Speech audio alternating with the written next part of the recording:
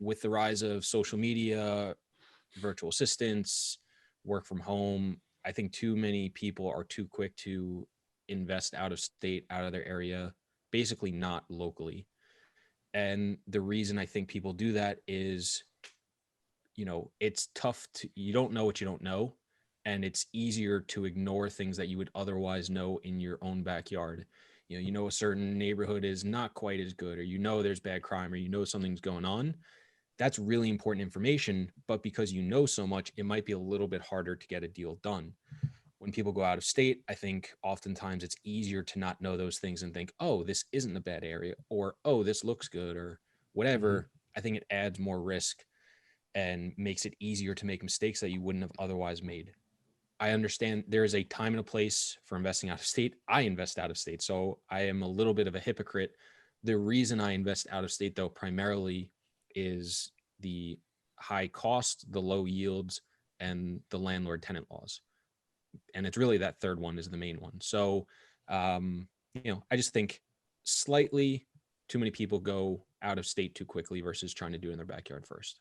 Yeah, that rings true with a lot of stuff that we talk about quite a bit on here, which is perfect, because I feel like a lot of people get caught up in looking for the biggest possible return number. And so their natural inclination is to find the hottest market, but they're forgetting about quantifying the additional potential downside risk they're exposed to. They don't think about that. They just see, oh, this market's growing exponentially, I should invest there. That's a no-brainer. But you don't know what you don't know, to your point.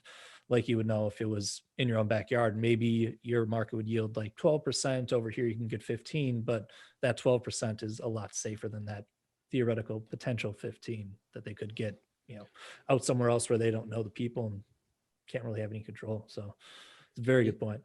Yeah. I mean, the best thing you can do is just go on Google Maps, go on Street View, because when you invest out of state, that's what you do a lot. Go look around your neighborhood. You're going to see stuff. Most of the stuff is a year, 2 years, 3 years old. Yeah. Then go actually drive those streets and you'll see how different it looks. You'll probably see houses that are renovated, new retail that's going in, stuff that's being built. I'm not going to know that if I'm sitting, 1,000 miles away, 500 miles away, unless I have somebody driving it for me. And yeah, you'll be a year too late. Yeah, exactly. And then even still, sometimes you get a feel or an impression that can't quite be portrayed, or maybe you would feel slightly different than the person doing it. So again, it's just an added benefit that you can get if you can do it in your backyard. Yeah, absolutely. And to Google Maps too, even if you're, looking at pretty current info on that, sometimes you don't really realize like the feel a street has until you're there. Like, would you feel comfortable being there at night? Sometimes you can't tell on Google Maps on a daytime picture. Things change. So it really pays to, drive down the street at night, see what it's like during the day, see what kind of cars are out, people are out, activity, things like that. It's that doesn't all show up in Google Maps. And even a little bit deeper than that, something that Dan and we invest locally. All of our portfolio is here in the Twin Cities. We're vertically integrated. And so that's one of our competitive advantages. When we're looking at deals and we're dealing with brokers, they know we're from here and that we understand what we're getting into. And, there can be these pockets, even in really popular areas. Let's take Uptown of Minneapolis. It's a really trendy area, but there's one place, one retail operation that for whatever reason, there have been like 5 businesses over the course of a couple of years, and all of them fail in that one spot. And if you looked at it objectively from a distance, you would say, well, that doesn't make sense. This area is fantastic. Of course it's going to succeed. But being a local, we know that it's cursed. There's a ghost that lives there or something about that property doesn't convert how you think it would. Yeah. It's so funny. As you're saying that, I can picture this building by my hometown that would every like clockwork, every 18 months or 12 months would become vacant. A new restaurant would come in. Everything would be brand new and redone. And it was in a pretty nice area, middle class, upper middle class. It's right off a major highway. And I mean, there were some great restaurants there that we went to. The last one that I remember going to was like this really nice sushi place. I would almost bet right now, due to COVID and everything else, it's probably again shut down. Yeah. But yeah, it was just the same thing, just over and over. For some reason, it never worked. Yeah. Yeah. I feel like I heard this on a podcast, and it might have actually come from you, but the phrase somebody said was, the grass always looks greener on the other side, but it might just be a matter of standing somewhere slightly different to look in your own yard, right? And like, I thought that was really apt, whoever said it, because we can get so tunnel focused and tunnel visioned wherever we're standing. And we've been standing there for so long that we've kind of grounded into just a dirt patch, and we're looking at the neighbor's yard or out of state and saying, oh man, Georgia or Nashville, Atlanta, I'm sorry, those are hot markets, or Phoenix, like these are where everybody else is investing. And you lose sight of the fact that, hey, you might be in a really good market. There might be really strong fundamentals there. It might not just be very sexy. Like Minneapolis, not very sexy. That's also a competitive advantage for us. So I love that advice. Yeah. I mean, we get asked a lot, we're pretty narrow on where we invest. We have North and Central Florida and a couple cities in the Midwest. And we'll have people ask like, oh, you don't like Texas. It's not that we don't like Texas. There's a bunch of great markets in Texas, a bunch of great markets on the West Coast. We just don't have the bandwidth to do all these different areas.